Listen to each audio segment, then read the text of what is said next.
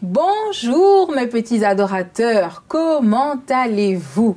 Quel plaisir de te retrouver, toi Estelle, toi Guillaume, toi Maïra, toi Dianis, toi Josia, vous tous qui êtes là et qui nous regardez. Quelle joie et quel bonheur de vous retrouver. Toi Serge, toi Taylor, et oui, toi Maude, toi Roxane, toi Nathalie, vous tous qui êtes là à nous regarder. Quel bonheur de vous retrouver. Et oui, moi, ça me met toujours en joie de venir et de prendre le temps de vous retrouver. Je suis tellement heureuse que je crois qu'on a oublié de se dire bonjour, n'est-ce pas? Eh bien, on se dit bonjour. Allez, lève-toi. Bonjour, bonjour, nous sommes tous ici. Bonjour, bonjour, tu es là aussi. Bonjour, bonjour, nous sommes tous ici. Bonjour, bonjour, tu es là aussi. On va chanter, louer, adorer Dieu qui nous a aimés. On va chanter, louer, adorer Dieu qui nous a sauvés. Dieu qui nous a sauvés. N'est-ce pas merveilleux de savoir que Dieu nous a sauvés? Et oui, mais dis-moi, est-ce que tu te souviens? Pourquoi est-ce que Dieu nous a sauvés? Il ne nous a pas sauvés pour rien. Il nous a sauvés pour nous emmener tout là-haut, dans le ciel avec lui. Mais pour aller au ciel, nous devons passer par une porte. Et la Bible nous dit que cette porte est quand même plutôt étroite. Elle n'est pas large, elle est étroite. Elle est étroite, mais elle a quelque chose de particulier. Comme toutes les portes, elle a deux côtés. Il y a l'intérieur et il y a l'extérieur. Mais dis-moi, tu veux te trouver de quel côté? Tu veux être à l'intérieur de la porte ou à l'extérieur de la porte? Eh bien moi, Tantine, je veux être à l'intérieur, bien sûr. Être à l'intérieur avec Jésus, pouvoir le contempler et voir Jésus me dire, viens ma petite Tantine, ça ce serait merveilleux. Et que je puisse être avec toi qui est là à nous regarder au pied de Jésus et pouvoir l'entendre nous raconter toutes ces histoires. Ça ce serait le plus grand des bonheurs. Veux-tu être à l'intérieur? Ah, si tu veux être à l'intérieur, eh bien, chante cette chanson avec moi.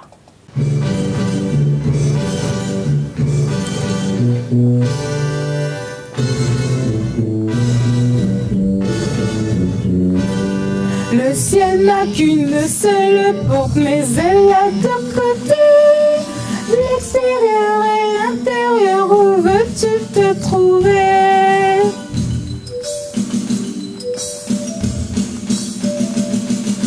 Une porte seulement possède-tu la clé? T'appartiens-tu à Jésus-Christ? Son cœur est-il lavé? Il n'y a qu'une seule porte, mais elle a deux côtés. L'extérieur et l'intérieur, où veux-tu te trouver?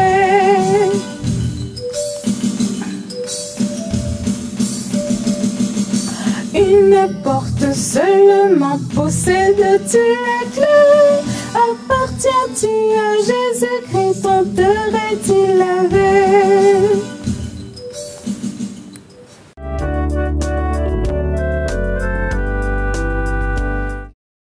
Il y a très longtemps de cela, la Bible raconte l'histoire d'un jeune homme. Un jeune homme que Dieu aimait particulièrement. Il s'appelait Joseph. Joseph était un jeune garçon qui est né dans une grande famille. Et oui, il avait 11 frères et sœurs. Voilà que Joseph, dans sa famille, il n'était pas le dernier des frères, mais il faisait partie des plus jeunes. Et bien un soir, Joseph s'endormit et il fit un rêve. Il fit un rêve bien étrange. Il rêva qu'il était dans les champs et que là, il y avait 12 gerbes de blé. Et voilà que 11 de ces gerbes de blé se sont inclinées et se sont prosternés devant la gerbe qui était sa gerbe de blé. Le lendemain, Joseph s'est empressé d'aller raconter à ses frères et à ses sœurs ce songe. Et tu sais ce qui se passa? Cela rendit les frères de Joseph terriblement jaloux. Et oui, ils étaient jaloux. Déjà qu'ils savaient que le père de Joseph avait une affection particulière pour Joseph. Et oui, le père de Joseph aimait Joseph d'une manière particulière. Un jour, il offrit même à Joseph une belle tunique multicolore en signe de son affection. Mais le père de Joseph, peut-être n'aurait-il pas dû faire cela, car ce geste d'affection mit les frères de Joseph dans une rage folle et la jalousie qu'ils avaient à l'encontre de leurs frères ne faisait qu'augmenter. Jour après jour, ils étaient de plus en plus jaloux de leurs frères et ils complotaient dans son dos. Mais cela ne s'arrête pas là. Voilà que Joseph, un autre soir, s'est endormi et il a fait un deuxième rêve. Dans ce rêve, un rêve bien étrange, ma foi, il vit le soleil et la lune qui se sont inclinés devant lui, les étoiles également. Joseph s'est réveillé et a trouvé ce rêve plutôt étrange. Mais voilà, il alla au-devant de son père et lui raconta ce songe. Le père de Joseph regarda Joseph plutôt stupéfait et lui dit: mais Joseph, veux-tu que moi, ton père et ta mère, nous nous prosternions et t'adorons? Joseph, s'il te plaît, arrête tes bêtises un petit peu. Mais Joseph, autant il était aimé par son père, il était aimé de Dieu. Et c'est ce qui faisait toute la différence. Son père l'aimait énormément. Mais Dieu avait un amour particulier pour Joseph. Dieu lui donnait constamment des cadeaux. Et notamment un cadeau qu'on va découvrir un peu plus tard. Le don d'expliquer les songes. Parce que Dieu avait un destin bien glorieux pour Joseph. Dieu voulait réaliser des choses si belles et si grandes avec Joseph. Mais encore fallait-il que Joseph accepte d'obéir à Dieu. Et oui, ça, c'était la clé de tout. Et dans nos prochaines histoires, mon petit adorateur, ensemble, on va découvrir si Joseph accepta de se soumettre à Dieu, d'obéir à Dieu et d'accepter la belle voie, le grand bonheur que Dieu lui avait réservé. On découvrira ça la prochaine fois.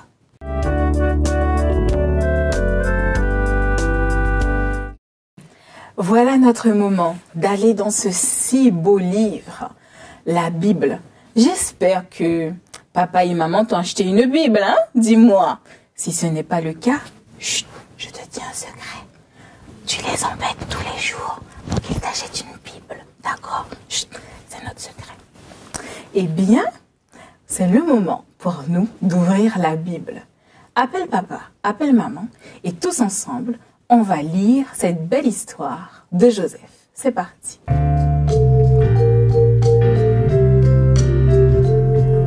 Jésus m'aime, c'est bien vrai, la Bible me le dit. B-I-B-L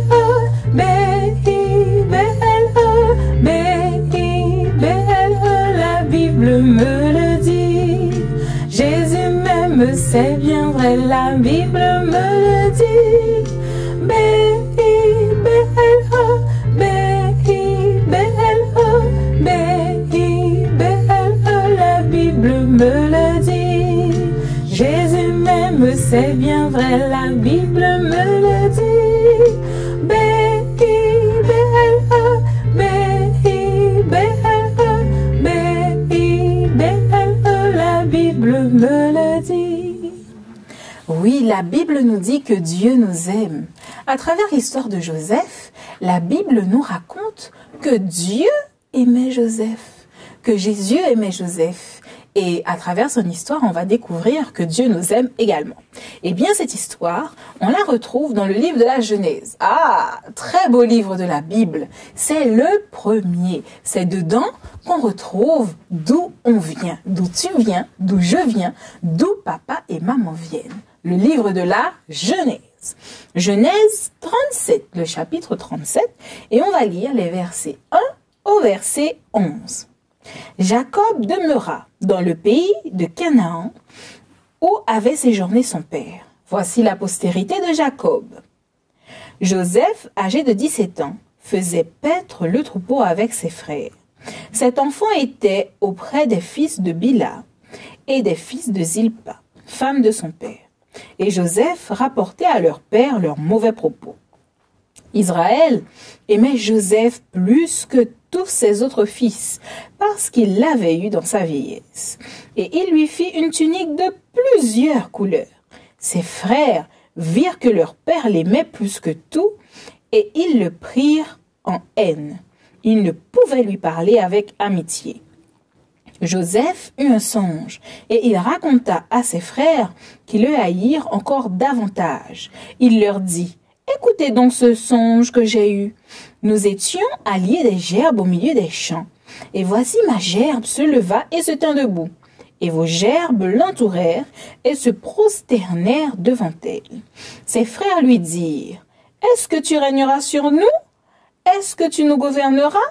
Et ils le haïrent encore davantage, à cause de ses songes et à cause de ses paroles. Il eut encore un autre songe, et il le raconta à ses frères et à son père. Il dit: « J'ai eu encore un songe, et voici le soleil, la lune et les étoiles se prosternaient devant moi. » Il le raconta à son père et à ses frères. Son père le réprimanda et lui dit: « Que signifie ce songe que tu as eu? Faut-il que nous venions, moi et ta mère et tes frères, nous prosterner en terre devant toi? » Ses frères eurent de l'envie contre lui, mais son père garda le souvenir de ces choses. Qu'est-ce que l'on comprend ici? On comprend ici que Dieu aime Joseph, n'est-ce pas? Que le père de Joseph aime Joseph. Mais Dieu l'aime surtout parce que Joseph aimait Dieu. Et oui, c'est ce qui faisait toute la différence. Joseph était peut-être parmi les plus jeunes de ses frères et sœurs, mais il avait un comportement et une attitude qui étaient différentes de ceux que les autres faisaient. Et par là, Dieu portait sur lui un regard particulier. Et toi également, mon petit adorateur, Dieu peut porter sur toi.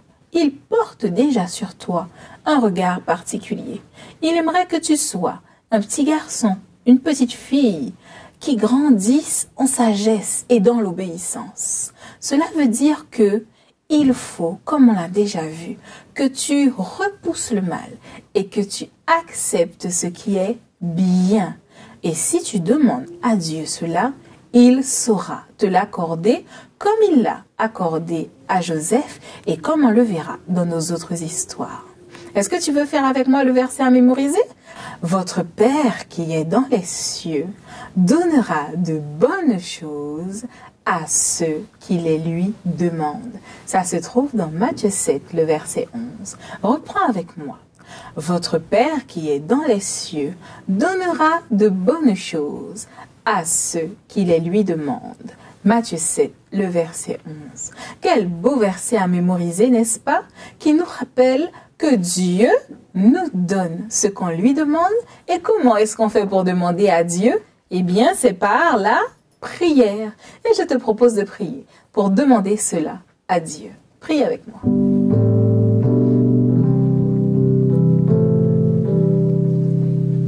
Viens dans mon cœur, viens dans mon cœur, oui, viens dans mon cœur, oh Jésus, viens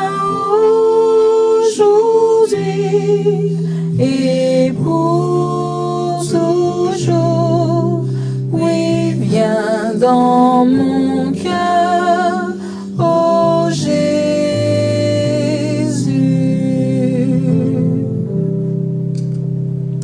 Ô toi, notre Dieu Tout-Puissant, toi qui es le grand je suis, merci Seigneur parce que tu fais de nous tes enfants.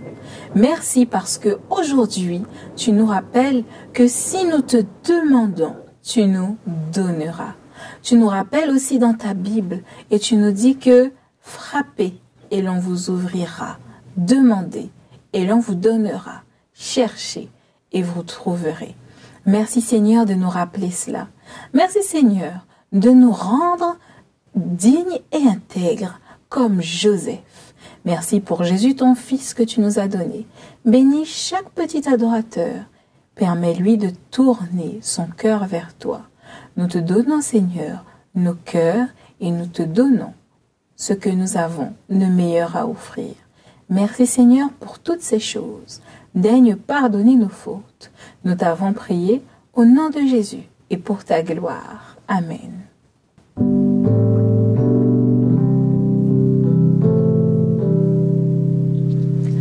Reste dans mon cœur, reste dans mon cœur, oui, reste dans mon cœur, ô Jésus, reste aujourd'hui et pour toujours, oui, reste dans mon cœur, ô Jésus.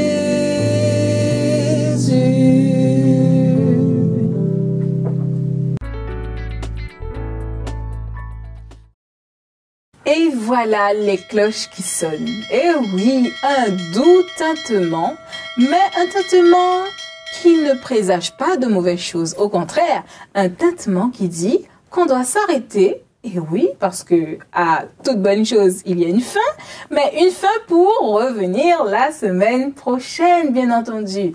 Une autre semaine où on va encore découvrir plein de choses. N'hésite pas à écrire à ta tantine à son adresse jedécouvre-la-bible@uagf.org et reste connecté sur ta télé Espérance TV. Je crois qu'il y a encore plein de choses à découvrir sur Espérance TV. Il y a cette belle émission Dessine-moi la Bible. Et oui, avec Lionel, on apprend à faire de très beaux dessins que justement, tu m'enverras sur ma boîte email afin qu'on puisse partager avec les autres. Je compte sur toi et je te donne rendez-vous la semaine prochaine. Je t'embrasse très fort. Je vous embrasse tous. See you later. En lot de soleil, mes petits adorateurs. Ciao, ciao. Au revoir les copains. Au revoir les copines. C'est l'heure de se séparer. On a beaucoup appris, on s'est bien amusé. Au revoir, au revoir, au revoir. Au revoir les copains, au revoir les copines. C'est l'heure de se séparer. On a beaucoup appris, on s'est bien amusé. Au revoir, au revoir, au revoir. Au revoir, au revoir, au revoir.